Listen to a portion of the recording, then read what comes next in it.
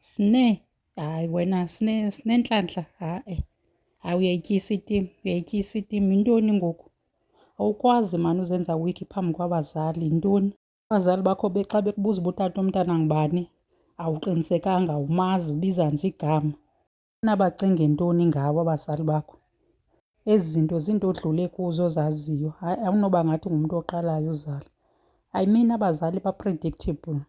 Xa unesana imibuzo funeka uyazi imibuzo yokuqala bazawubuza yona uba umntana ngokabani, uyamsapota umnikazi womntana, uthini, uthini ngohlawula, uthini ngokondla. Zizinto abazali abazibuzayo ezo and then zinto kumele uzilindele, akufunekanga uba uthintiliza. Utata kaSneke uyambuza uba umntana ngokabani. uSnake uthe xa iphendula wathi umntana ngokaKagiso.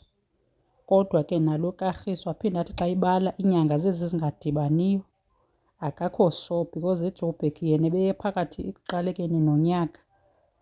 Yena umithe somewhere November, December, ayidibani le nto kaSnake. Aphinde nalo Kagiso akamazi ngokwakabani Fani. Njani na bethunana in this day and age Snake ungamazi umntu uba ngowakwabani? Because uthi umfowunele uKagiso wamxelela into yoba ubelekile. So uKagiso khange athethe, uye wavuya qha. Wavuya wathini emveni koko? Wathini ngofaka imali yoba uthengele umntana izinto? Wathini uba uzawuthini nini? Akanosuke avuye nje ugqiba angathethi. Uhlelele ntoni kanti yena uSnake ixesha elide angakangambuzi uba ifani yakho kahle kahle ndoda ungubani, waphi wakwabani? USnake hayi akaqinisekanga ngalo Kagiso, ligama nje alibizileyo eli okanye ngumntu nje ambizileyo. Yena into afuneka ayenzile kuthatha onke amagama ebenawo, bonke abantu ebekhe wangathi uncumisana nabo 3 months before azibone uba ukhulelwe, ababhale phantsi bonke, abaxelele one by one uba ndinesana. Yena umntana xa ekhula uzawucaca uba ngowaphi, uzawuzigodusa umntana. Because andizuthi ke makalungise iinto ze-D_N_A, yenze i-D_N_A mhlawumbi imali ezazo akazuba nazo. Yena makalungiselele nje ufanisa apha emntaneni, athathe bonke abantu abenabo abeke ii-pictures zabo apha, ajonge emntaneni, ajonge kwi-picture, ajonge emntaneni, ajonge i-picture. Wafana ngempumlo nje kutsho ukuthi nguye. Yho, Snake shem akayithandi naye le nto yenziwa nguSnake. Uthi utata uMseleko, uSnake ufana nenxila elihamba lilala lingazazi noba belilele phi, noba bekwenzeke ntoni. Uyazibona ngoku iinto ezinjalo, le nto yongaqiniseki. Kaloku besawuthi uba lo mntana ngowaseGoli nyhani besawuthi hayi mhlawumbi ke yi-premature, ufunyenwe phambi kwexesha. Kodwa kwayena uSnake uthi esibhedlele bathe yi-full term. Utheni esurprise uba yi-full term kanti bengayi eklinikhi eyohlukuhla? Kuba kaloku xa ukhulelwe kaloku uquqa ekliniki uhambe uyohlukuhla and then ekliniki iinyanga zakho ziyabalwa usukela kwi-last period.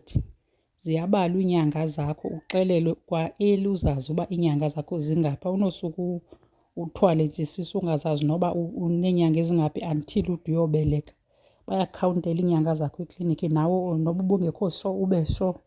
Unxityiswe ibhatyi lo Kagiso. It's not fair le yoba umntana angazuba nayo i-identity. Le yoba umntana angazuba na-identity ngoSnake o-reckless because u-reckless ngale ndlela. Awunongabi sure mani, awunongazazi uba ubukhulelwe phi. Abantwana bekhula bene-anger nje zizinto ezinje ezenziwa ngabazali. Relationship kaMacele ke noSnake ndinayo into endiyithandayo kuyo. Ndiyamthanda uMacele because ungumzali kuSnake nale nto akwaziyo into yoba amhoye. Ke kakhulu le nto ayenzayo uMacele. uLwandle ke uhlala eMzumbe, nguye ovulileyo eMzumbe. uMacele wayekhe wayikhaba ke le nto kaLwandle ofuneka eyohlala eMzumbe, zange ayithande kodwa ndiyabona uLwandle zange ammamele because nguye ngoku ovulileyo eMzumbe and akahlali yedwa ke, uhlala nentombi yakhe ekhulelweyo enguKhwezi. Andikho sure ke le ndlu bahlala kuyo uba yeyiphi because into endiyazi uba indlu kaMacele eMzumbe le ihlala uSnake and ugqibela kwayo uveza yayingekho kwikhondishini erayithi. Maybe katata uMseleko le bavule kuyo. Uba balala phi ke ngoku? Balala ebhedini katata uMseleko nale ntombi yakhe. Utata uMseleko enye into ayithethileyo uthe kuLwandle akasazumbeka abe ayonceda kwaMakhumalo. Ukuba wayekhe wamcela wathi makayonceda kwaMakhumalo kuba uMakhumalo engenayo umntana ongumfana, mayibe ngulwandle ke ozonceda kwaMakhumalo. So uyayikhansela kutata uMsiligu uthi hayi akasazunceda kaMakhumalo ngoba lo Makhumalo ngulo ukhwele ihashe legolide. uMakhumalo uyadelela, uMakhumalo uthenitheni, yonke into lapha phandle nje. So akasayi ke ngoku ulwandle uyonceda apho. Uzazibona ke uMakhumalo itsho into. Okay, thank you so much for watching. Let me leave it here for today. See you next time, and do not forget to subscribe. Bye bye.